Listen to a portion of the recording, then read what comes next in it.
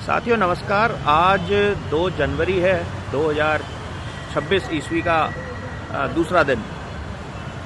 तो जो एक विषय हमारे क्षेत्र के एक व्यक्ति ने उठा रखा है, तो उसको हमारी ओर से कुछ दिन पूर्व जब हम मिले थे 2 दिन पहले, तो हमने उनसे कहा था कि भैया इस विषय पर बहुत काम करने की आवश्यकता है। तो ये जो फुटपाथ है, मैं आज सोच रहा था थोड़ा सा एक आपको बैकग्राउंड दे दूं ताकि जो लोग इस बात को थोड़ा हल्के में ले रहे हैं उन्हें भी समझ में आए। सामान्य जनता बेचारी तो परेशान है ही, ये जो अधिकारी शासन प्रशासन है इनको भी समझ आए कि ये फुटपाथ है क्या और इसकी आवश्यकता क्यों है। देखिए, अंग्रेजी का शब्द है फुटपाथ, ये तो सब जानते हैं। फुट होता है पैर और पाथ होता है रास्ता, यानी पैदल चलने वालों का रास्ता। तो जब हम गांव में रहते हैं, जब हम खेतों पगडंडियों के बीच में चलते हैं, तो वहाँ धीरे धीरे चलते चलते एक मार्ग स्पष्ट होने लगता है, दिखने लगता है। हमारी आवश्यकता अनुसार उसमें से जो है हम जाते हैं, तो धीरे धीरे वहाँ की जो घास है, वहाँ के जो पेड़ पौधे हैं, वो मार्ग देने लगते हैं। और बच्चे चल रहे हैं, बूढ़े चल रहे हैं, पशु चल रहे हैं, तो धीरे धीरे वो एक मार्ग पक्का बनता चला जाता है। तो ये सब हमारे गांव की स्थितियां हैं। गांव जीवंत है, लोग जी रहे हैं, तो वह मार्ग कभी अवरुद्ध नहीं होता। उसमें कोई बीच में आके कोई पेड़ नहीं उगा लेते, कोई अपनी दुकान नहीं सजा लेते, कोई वहाँ पर आ करके जो है अपना घर नहीं बना लेते। तो गांव में जहाँ पर शासन प्रशासन नहीं है, वहाँ पर हम लोग अपने रास्ते, अपने मार्ग अवरुद्ध नहीं होने देते। लेकिन गांव से बढ़ के शहरों को माना गया है, नगरों को ज़्यादा व्यवस्थित माना गया है। यहाँ पे व्यवस्था अच्छी होती है, ऐसा कहते हैं।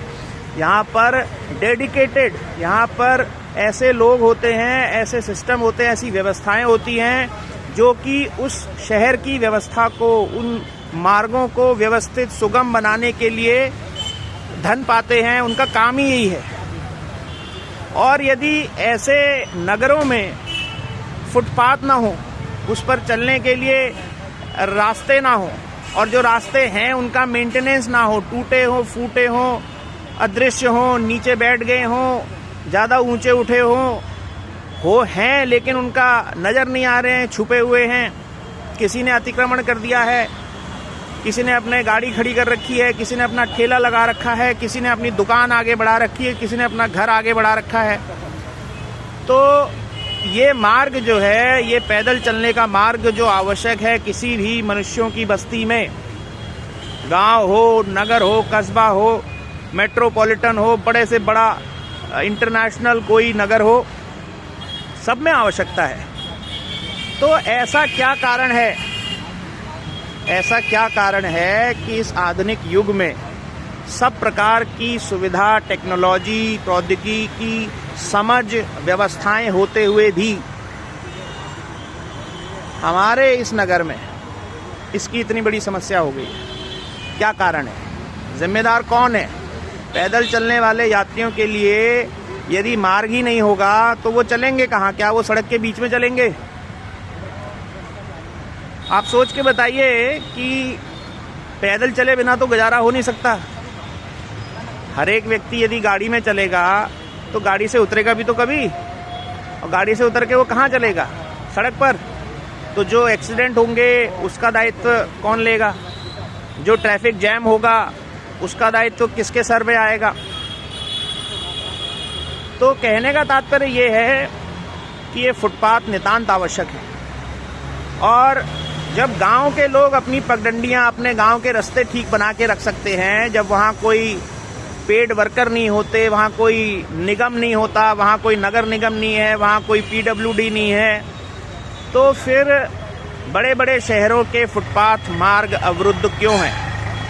ये जो बड़े बड़े पोस्टरों में अपनी फ़ोटो लगा के रखते हैं बड़े बड़े नेता, चाहे वो स्थानीय पार्षद से लेकर के मेयर से लेकर के विधायक, सांसद क्यों ना हो, मुख्यमंत्री क्यों ना हो, सड़क परिवहन विभाग के मंत्री क्यों ना हो, तो ये लोग क्या देख रहे हैं? ये एक प्रश्न पूछना बनता है या नहीं बनता है? यदि आप कहेंगे कि नहीं नहीं हमें ये प्रश्न नहीं पूछना चाहिए, यदि आप कहेंगे कि फुटपाथ हमारी आवश्यकता नहीं है, तो फिर ठीक है, ऐसा बता दे भाई, लोग भी बता दे और सरकार भी बता दे और जो जिम्मेदार अधिकारी और प्रशासन वर्ग है या जो मंत्री हैं वो भी बता दें। और यदि फुटपाथ आवश्यक है तो फिर वो क्यों नहीं उपलब्ध हैं लोगों को। तो ये एक विषय है जिस पर हमें सोचने की और कुछ करने की, कुछ कहने की आवश्यकता है। तो इस समय हल्द्वानी में इस प्रकार का एक अभियान चलाने का हम लोग प्रयास कर रहे हैं। हल्द्वानी के ही कुछ जागरूक लोगों ने इसमें अपना समय लगा रहे हैं। तो आप लोगों से मेरा इतना आग्रह है कि आपका जो भी पार्षद है, आपका जो भी मेयर है, आपका जो भी विधायक है, सांसद है, मंत्री है, मुख्यमंत्री है, उन सबको आप टैग करें सोशल मीडिया पर, और यदि उनके नंबर आपके पास अवेलेबल हैं तो उनको कॉल करें, व्हाट्सएप मैसेज करें, फेसबुक, ट्विटर, इंस्टाग्राम, जहां भी आप हैं वहां से उन तक ये आवाज़ पहुंचाइए कि भैया तुम कर क्या रहे हो, क्या हमारे तुमने पंख लगा दिए हैं जो अब हम उड़ के रास्ता तय करेंगे। चलना तो हम सब ने धरती पर ही है, और यदि हम धरती पर चलेंगे तो नगर में व्यवस्था होती है, उस अनुसार चलते हैं। तो हमारे चलने के लिए आपने मार्ग कहाँ छोड़ा है। तो ये प्रश्न आप सब अपने अपने रेस्पेक्टिव लोगों से अवश्य पूछिए, नेतृत्व से पूछिए, क्योंकि बहुत सारे लोग जो हैं मैं देखता हूँ वो जनता पर ही दोष देने लगते हैं कि अरे जनता नहीं सुनती, जनता नहीं समझती। तो यह नियम जब अन्य क्षेत्रों में आप लागू करते हैं तो वहाँ जनता कैसे सुनती है, वहाँ कैसे जनता समझती है, और वहाँ कैसे जनता उन नियमों का पालन करती है, क्योंकि आप उन नियमों का पालन करवाते हैं। तो इस क्षेत्र में क्यों नहीं हो पा रही है काम।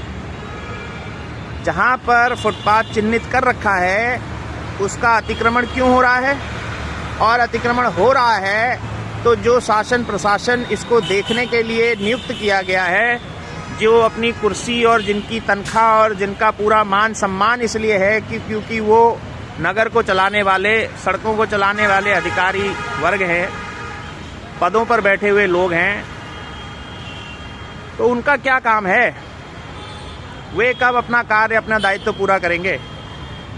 तो ये कुछ बिंदु थे, मैंने सोचा आप लोगों के समक्ष रखूं और आप लोगों से आह्वान करूं कि आप लोग भी अवश्य इस विषय पर अपनी आवाज़ उठाइए और जो समय दे सकते हैं वो दीजिए, क्योंकि अपने जीवन में सभी व्यस्त हैं, मैं भी व्यस्त हूँ, आप भी व्यस्त, लेकिन ये समाज जो है इसकी भी कुछ आवश्यकताएं हैं। यदि जागरूक लोग इस समाज के लिए समय नहीं देंगे तो ये जो पदों पर बैठ के अपना मस्ती से समय व्यतीत कर रहे हैं, ये लोग कभी काम नहीं करने वाले, क्योंकि व्यक्ति अपने कंफर्ट जोन से निकलना नहीं चाहता है।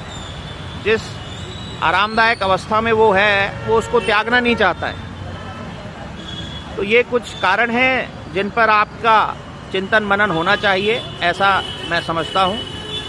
और यदि आपके मन में कोई प्रश्न है कि आप किस प्रकार से इस विषय पर हमारा सहयोग कर सकते हैं, तो वह आप मुझसे पूछ सकते हैं। ये वीडियो मैं अभी सोशल मीडिया पर भी डालूँगा, फेसबुक, व्हाट्सएप, ट्विटर, इंस्टाग्राम वगैरह पर। इसमें हम अपना संपर्क सूत्र भी आपको देंगे। और मैं आपसे निवेदन करता हूं कि ये एक महत्वपूर्ण विषय है, इस पर आप भी अपना योगदान करें, क्योंकि ये एक कलेक्टिव जिम्मेदारी है हमारी। ये किसी एक व्यक्ति के कहने करने से नहीं होगा। एक व्यक्ति को हम आभार दे सकते हैं कि वह इस विषय को उठाए, लेकिन उसको आगे ले जाने के लिए, उसको एक बड़ा बृहद विस्तृत रूप देने के लिए कई लोगों के प्रयासों की आवश्यकता होगी। तो आप लोग अवश्य फुटपाथ बचाओ अभियान से जुड़ें।